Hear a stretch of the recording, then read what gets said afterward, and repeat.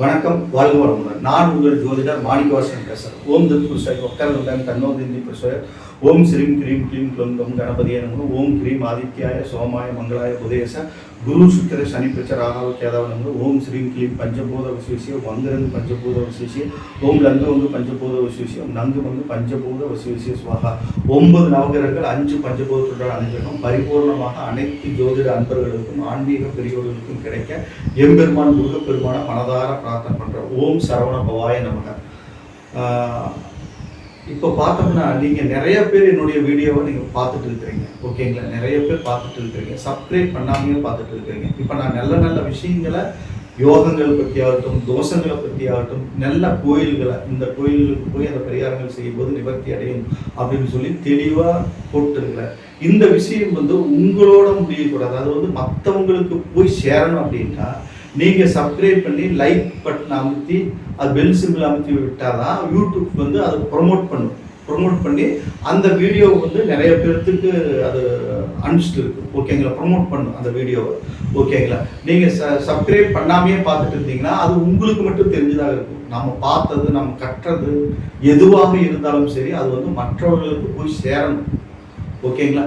அதுதான் மகாபாரத யுத்த காலத்தில் கூட குரு துரோணாச்சாரியருக்கு மகாவிஷ்ணு சொல்றது, நீங்கள் கற்றுக்கிட்ட கல்வியை நீங்கள் ஏன் ஒருத்தருக்கு சொல்லி கொடுக்கல? அது மிகப்பெரிய தவறு, ஓகேங்களா? நம்ம கற்றுக்கிட்டது எந்த பிரதிபலனும் எதிர்பார்க்காம, ஓகேங்களா? நம்மளுக்கு தெரிஞ்ச ஞானத்தை ஏதாவது ஒரு வழியில் மற்றவங்களுக்கு நம்ம அதை ப்ரொமோட் பண்ணணும், ஓகேங்களா? ஏதோ ஒரு வழியில் மற்றவங்களுக்கு நம்ம சொல்லணும். இப்போ ஜாதகம் பார்க்க வர்றாங்கன்னா அவங்களுக்கு நான் தெளிவாக சொல்லுவேன், எதுவாக இருந்தாலும் தெளிவாக சொல்லிடுவேன், விளக்கி சொல்லுவேன், ஓகேங்களா? அப்போதான் கடவுளோட அனுகிரகத்தை உனக்கு கொடுத்த ஞானத்தை நீ எப்படி பயன்படுத்தினாய் அப்படின்னு நாளைக்கு நம்மளை கேள்வி கேட்பாங்க.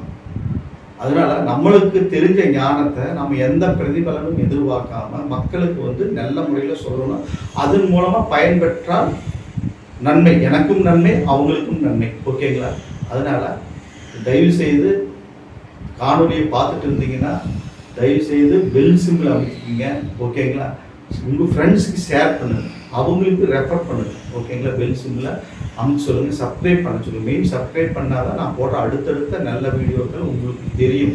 சில விஷயங்களை நீங்கள் தெரிஞ்சுக்கலாம். ஒருவேளை ஜோதிடம் கற்றுக்கிற ஸ்டேஜில் இருப்பாங்க, அவங்களுக்கு எல்லாம் கூட நான் சொல்கிறது ஏதாவது ஒரு பாயிண்ட் அவங்களுக்கு பயன்படும், ஓகேங்களா? உலகத்தில் ஒவ்வொரு மனுஷனும் ஒவ்வொரு விஷயத்த எப்பவுமே கற்றுக்கிட்டு தான் இருக்கிறோம். யாருமே எல்லாமே நான் கற்றுக்கிட்டேன், எல்லாமே எனக்கு தெரியும், நான் தான் அப்படின்னு சொன்னாங்கன்னா அப்போ அவங்களுடைய அழிவு ஆரம்பமாயிடும், ஓகேங்களா?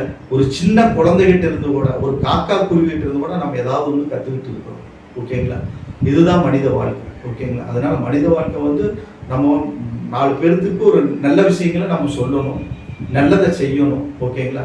அதுதான் கடவுள் மனிதனை பிறப்பெடுக்க வச்சதே, மனித பிறவி கிடந்தது.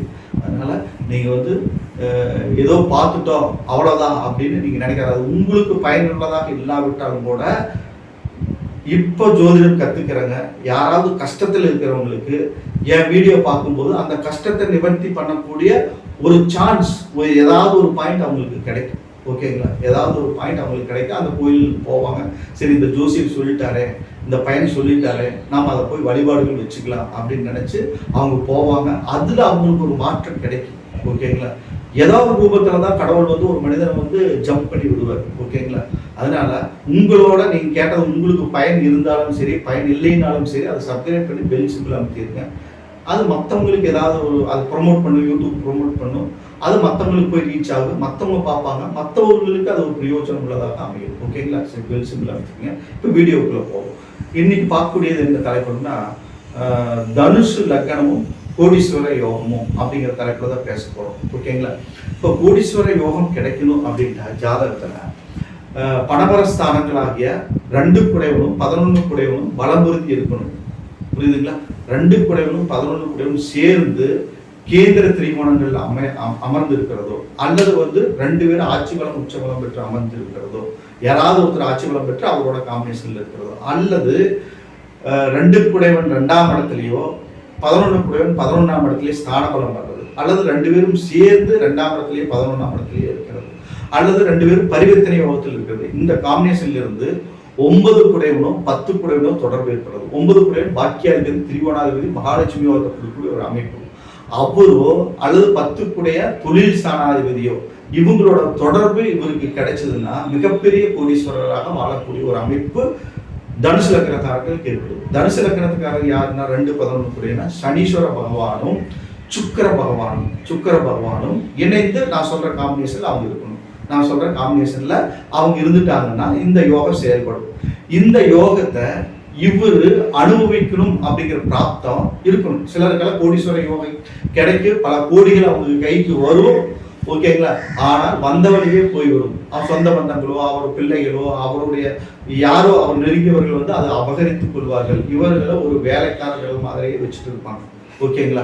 அதை அவங்களால நிம்மதியாக அனுபவிக்க முடியாது. அதுக்கு காரணம் என்னன்னா லக்னாதிபதி வந்து பலமுறுதி இருக்கணும். லக்னாதிபதி வந்து பலமுறுதி இருக்கணும். ஒரு ஜாதகத்தை எடுத்துக்கணும்னா லக்னாதிபதியும் ராசிக்கதிபதியும் 6-8-12 மறையாம கேந்திர திரிகோணங்கள்ல இருந்தாலே எந்த யோகம் இல்லைனாலும் பரவாயில்ல, அவங்களுடைய வாழ்க்கை ஆவரேஜா போயிடும்.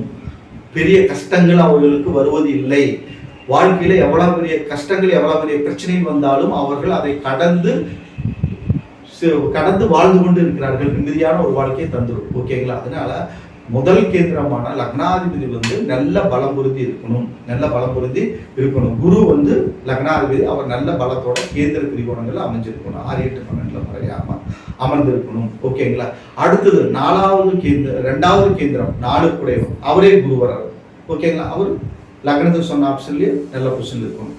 அடுத்தது 7வது கேந்திரம் புதன், அவரே தான் இந்த 11 அவர் ஆட்சி பலம் பெறுவது அல்லது கேந்திர திரிகோணங்கள்ல புதன் அமையிறது அல்ல குருவோட சேர்ந்து உட்கார்ந்து இருக்கிறது.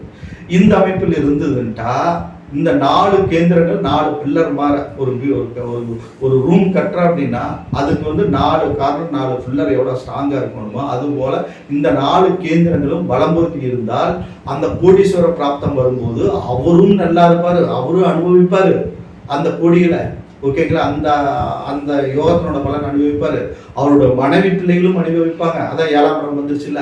அடுத்தது பார்த்தோம்னா இவர் நிறைய வீடுகள் வாங்கி, வண்டி வாகனங்கள் வாங்கி, நிலப்புலன்கள் வாங்கி பெரிய சம்பத்தோட வாழ்வார், ஓகேங்களா. தொழிலும் நல்லா அமைச்சுக்குவார். தொழில் 10ஆம் இடம் கேந்திரம் இல்லையா, அதுவும் பலம் புரியுது. அது கேந்திரம் வந்து 6-8-12 மறையாம இருந்தா தொழில்கள் வந்து இவர் அந்த கோடிகளை கொண்டு போய் அந்த தொழில போடும்போது அந்த தொழில் நஷ்டமாகாம மென்மேலும் வளரும், ஓகேங்களா. இதுதான் அந்த யோகத்தினோட பலன், ஓகேங்களா.